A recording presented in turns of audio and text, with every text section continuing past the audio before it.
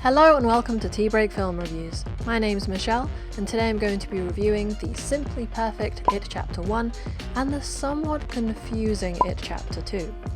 Whilst the former is a masterclass in how to adapt a book, it contributes to the latter being an example of how not to adapt a book. But hold your red balloons and hear me out.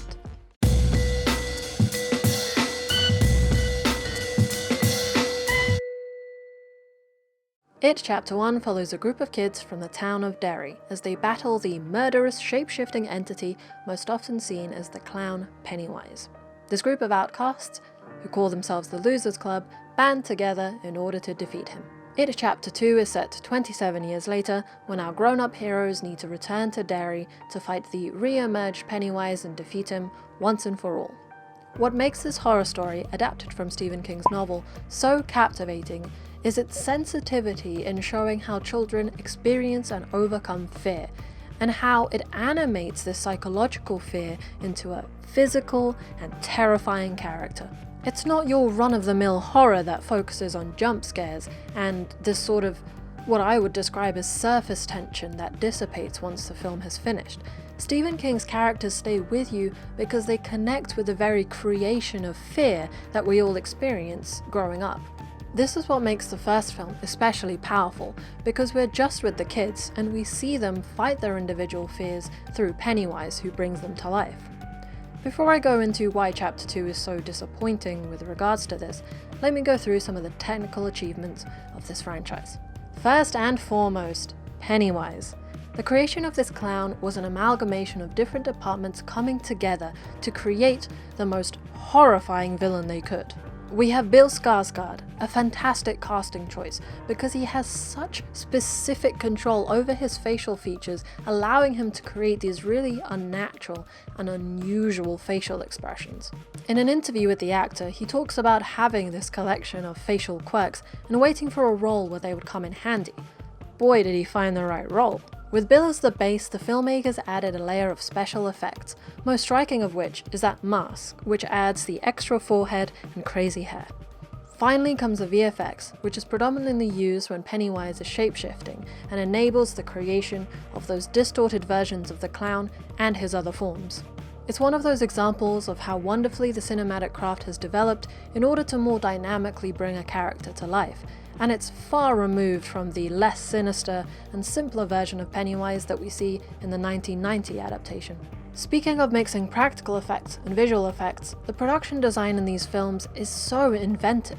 Some of my favourite moments are when they break the rules of the environment they're in. A few examples of this are the water in the basement that Pennywise emerges from, the ode to carry blood coming out of the sink scene, and oh my god, am I never eating fortune cookies again. It's a fever dream of ideas that breaks the rules, and it's so captivating. You never know when or how what you're seeing on screen will change. In terms of the rest of the cast, I need to commend the casting director, because wow, what excellent choices. The Young Losers Club has such great rapport with one another, and really sell their friendship. And the adults do a great job too, especially in not upsetting the connections their young colleagues have already made. A comment that I saw repeatedly under the trailers of Chapter 2 is how ludicrously similar the adults are to their child counterparts. It's this attention to detail with the casting that really pays off because the audience is impressed having just seen the trailer.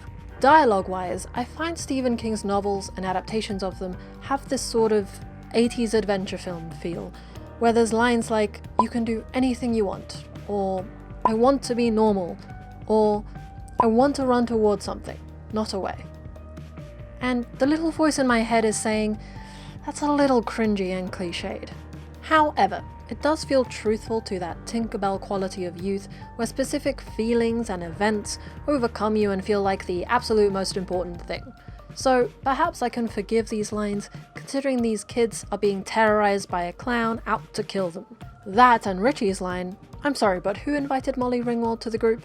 that makes fun of this, and is a killer example of the repertoire of lines that he gets that are absolute comedic gold, a perfect way to lighten the mood.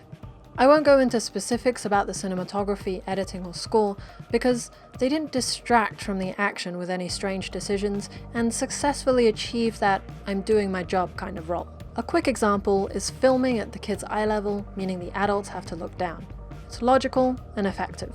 So let's go back to the plot, how it deals with childhood fears, and why Chapter 2 feels like it has so much less impact compared to Chapter 1. Going into these films, I had no prior knowledge of King's novel. For me, Chapter 1 was this perfectly presented story of a group of outcasts overcoming their fears, exquisitely shown in the form of Pennywise. Then I watched Chapter 2, and I did not expect this change of theme and tone. If anything, I thought perhaps a new group of children from Derry would be terrorized and the adults are forced to team up with them in order to defeat Pennywise. Maybe even it's only children that can see the clown, which makes his defeat extra difficult. I was really attached to this idea of childhood fears remaining the core of the action. Instead, what I got was a film about this alien form that had developed some sort of specific vendetta against this particular group of people. There's a pretty forced Native American connection and ritual plan that makes our group of heroes divide completely in order to search for some artifact, at which point I was thinking, no, they can't be serious. They aren't actually gonna just show us each adult finding these artifacts and then they'll go and chant the clown away. Are they? But that's what happened. And unlike Chapter 1, which is a cool 2 hours and 15 minutes of solidly paced content, Chapter 2 tested my patience for way too close to 3 hours. Now, having educated myself on King's novel, I can see that the Pennywise is a mystical alien form and the Indiana Jones artifact hunt are plotlines drawn from the book, if altered slightly. So, even though I disagree with this legendary novelist's decisions on where to take the story, and I'm pretty attached to my initial expectations of what Chapter 2 should be, I can step back and appreciate that a lot of what the filmmakers did is based on their source material. That said, Chapter 2 still feels hectic. There's a lot of disconnected things happening, there's excessive CGI, and there's so much time wasted before we even get to Derry. And that brings me on to why I think the filmmakers sort of self-sabotaged a bit with Chapter 1.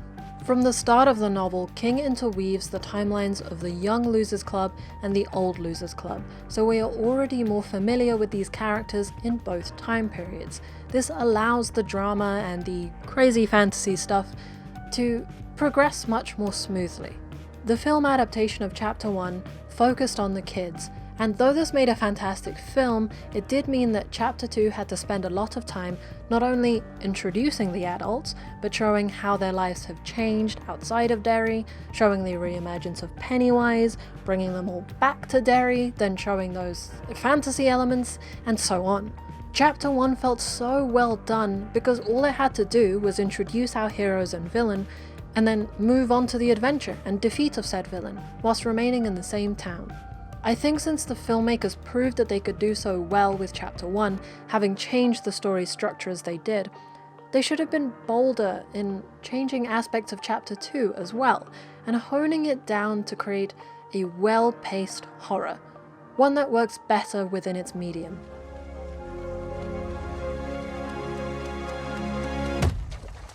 Thank you for watching. Please like this video if you enjoyed it, subscribe and hit the bell icon if you want to see more videos, and comment with your thoughts on the topic.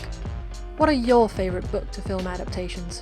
This has been Tea Break Film Reviews. My name's Michelle, and I hope you have a great day.